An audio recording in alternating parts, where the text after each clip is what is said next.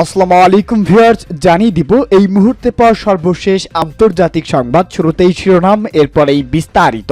শুরুতেই জানিয়ে দিব বেসামরিকদের মারলে ইসরায়েল মৃত্যুর সংখ্যা দ্বিগুণ হবে বলে হিজবুল্লাহর কঠিন হুঁশিয়ারি। এরপরেই জানিয়ে দিব এবার উত্তর কোরিয়ার সাইবার হুমকি ঠেকাতে একজোট আমেরিকা, দক্ষিণ কোরিয়া ও জাপান। পরেই জানিয়ে দিব মধ্যপ্রাচ্য পারমাণবিক অস্ত্রবাহী সাবমেরিন পাঠিয়েছে আমেরিকা। জানিয়ে দিব গাজায় যুদ্ধবিরতির দাবিতে যুক্তরাজ্যের এমপির পদত্যাগ। এছাড়াও জানিয়ে দিব ইসরায়েলের লক্ষ্য এখন হামাসের সুড়ঙ্গ বের করে হামলা করা বলে মন্তব্য। সর্বশেষ জানিয়ে দিব হামাসের প্রধানকে খুঁজে বের করে হত্যা করা হবে বলে ইসরায়েলের কঠিন হুঁশিয়ারি। শুনছিলেন শিরোনাম, এখন বিস্তারিত। তবে তার আগে ভিডিওটিতে একটি লাইক ও কমেন্টস করে জানিয়ে দিন এই সংবাদ সম্পর্কে আপনার মূল্যবান মতামত। চ্যানেলটি সাবস্ক্রাইব করুন সবার আগে সত্য ও নির্ভরযোগ্য সংবাদ শুনুন। বেসামরিকদের মারলে ইসরায়েলের মৃত্যুর সংখ্যা দ্বিগুণ হবে বলে হিজবুল্লাহর কঠিন হুঁশিয়ারি। ইসরায়েল হামলায় লেবাননের কোনো বেসামরিক নাগরিকের প্রাণ গেলে ইসরায়েলের মৃত্যুর সংখ্যা দ্বিগুণ হবে বলে হুঁশিয়ারি দিয়েছেন লেবানিজ সশস্ত্র গোষ্ঠী হিজবুল্লাহ। হিজবুল্লাহর এমপি আলী ফায়াদ এমন হুঁশিয়ারি দেন। লেবাননের দক্ষিণ অঞ্চলে ইসরায়েলের হামলায় 3 শিশু ও তাদের দাদি নিহত হন। আজ তাদের শেষ কৃতকার্য উপস্থিতি হয়ে ফরহাদ বলেন, বেসামরিকদের উপর কোনো ধরনের আগ্রাসন দেখালে দ্বিগুণ মৃত্যু হবে ইসরায়েলের। হিজবুল্লাহ পুরোপুরি সমর্থন এখনো দেখায়নি। গত 7 অক্টোবর ফিলিস্তিনের স্বাধীনতাকামী সশস্ত্র গোষ্ঠী হামাস ইসরায়েলকে লক্ষ্য করে হামলা চালালে 1400 মানুষ নিহত হন। এরপর হামাসকে লক্ষ্য করে গাজায় পাল্টা হামলা শুরু করে ইসরায়েলের সামরিক বাহিনী। গাজার স্বাস্থ্য মন্ত্রণালয় জানিয়েছেন, ইসরায়েলের হামলায় 4000-এরও বেশি শিশু সহ 10,222 জন ফিলিস্তিনি নিহত হয়েছেন। অন্যদিকে ইসরায়েলি নিহত হয়েছেন 1400 জন। হামাসের সঙ্গে যুদ্ধের মধ্যেই লেবানন সীমান্তে হিজবুল্লাহর সঙ্গে সংঘাতে জড়িয়ে পড়েছেন ইসরায়েলি সেনারা। এই সংঘাতে এখন পর্যন্ত 7 হিজবুল্লাহ যোদ্ধা ও 10 বেসামরিক নাগরিক নিহত হন। এদিকে হিজবুল্লাহর হামলায় 7 ইসরায়েলের 7 সেনা ও 1 বেসামরিক নাগরিক নিহত হয়েছেন।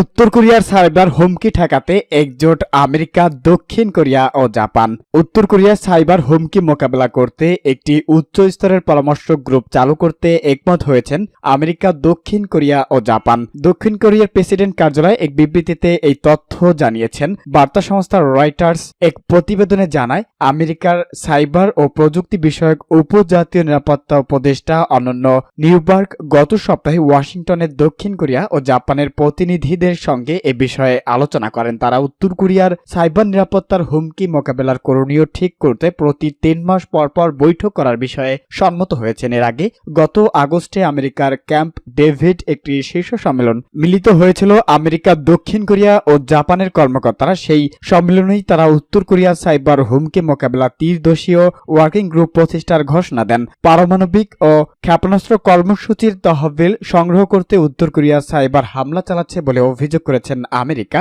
এছাড়া জাতিসংঘ এক প্রতিবেদনে বলেছেন, উত্তর কোরিয়ার অত্যাধুনিক কৌশল ব্যবহার করে 2021 সালের চেয়ে 2022 সালের ক্রিপ্টোকারেন্সি চুরি বাড়িয়েছে। তবে হ্যাকিং বা অন্য সাইবার হামলার সকল অভিযোগ অস্বীকার করেছেন উত্তর কোরিয়া। মধ্যপ্রাচ্যে পারমাণবিক অস্ত্রবাহী সাবমেরিন পাঠিয়েছে আমেরিকা। মার্কিন নৌবাহিনীর মধ্যপ্রাচ্যের একটি ক্ষেপণাস্ত্র বাহিনী সাবমেরিন পাঠিয়েছেন। এই সাবমেরিনে ক্ষেপণাস্ত্রের সঙ্গে পারমাণবিক অস্ত্র যুক্ত করার সুবিধাও রয়েছেন।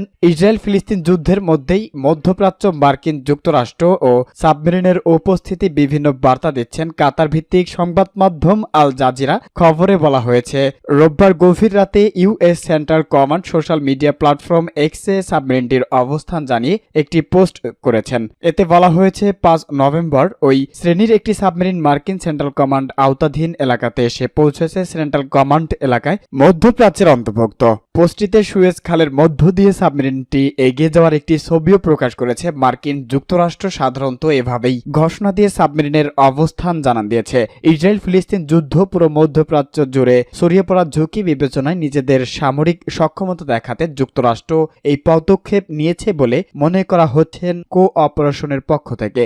গাজায় যুদ্ধবিরতি দাবিতে যুক্তরাজ্যের এমপির পদত্যাগ। গাজায় অবস্থা নিয়ে যুক্তরাষ্ট্রের বিরোধী দল লেবার পার্টির এমপি ইমরান হোসাইন পদত্যাগ করেছেন। এই তথ্য জানিয়েছেন ব্রিটিশ সংবাদ মাধ্যম বিবিসি। লেবার পার্টির এমপি ইমরান হোসাইন গাজায় ইসরায়েলি আগ্রাসন বন্ধ করে যুদ্ধবিরতির আহ্বান জানাচ্ছিলেন। মানবিক কারণে যুদ্ধবিরতির মধ্য দিয়ে গাজার সংকট নিরসনের জন্য জোর দিয়েছেন ইমরান হোসাইন। তবে এ বিষয়ে ইমরানের সাথে একমত নন লেবার পার্টির নেতা কিয়াম স্টারমার। কেল বলেন, গাজায় যুদ্ধবিরতি দিলে হামাস আবারও ৭ অক্টোবরের মতো হামলার পরিকল্পনা করবেন। এদিকে লন্ডন ও গ্রেটার ম্যানচেস্টার মেয়র ক্রটিশ নেতার পাশাপাশি ৬০ জন এমপি সহ ২৫০ জন কাউন্সিলর গাজায় যুদ্ধবিরতির আহ্বানকে সমর্থন করেছেন।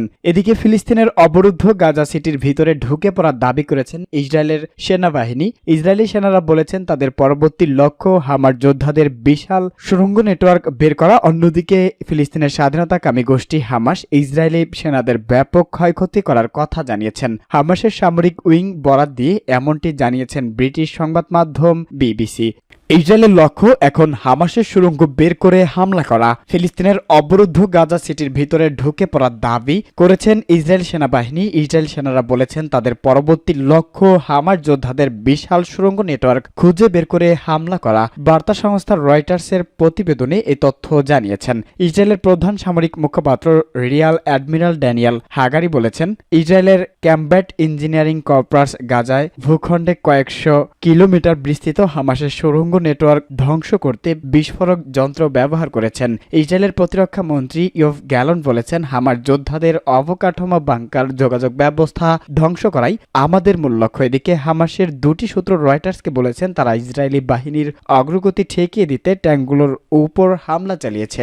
ইসরায়েলি বাহিনীর ব্যাপক ক্ষয়ক্ষতি করাও দাবি করেছেন হামাসের জ্যেষ্ঠ কর্মকর্তা গাজী হামাদ। কাতার ভিত্তিক সংবাদ মাধ্যম আল জাজিরা টেলিভিশনকে বলেছেন, আমি চ্যালেঞ্জ দিয়ে বলছি তারা বেসামরিক লোকদের হত্যা করা ছাড়া কোনো সামরিক সাফল্য অর্জন করতে পারবেন না। গাজা নিজেদের অবস্থানে অনড় থাকবে এবং আমেরিকা ও ইহুদের গলা কাটা হয়েই থাকবে।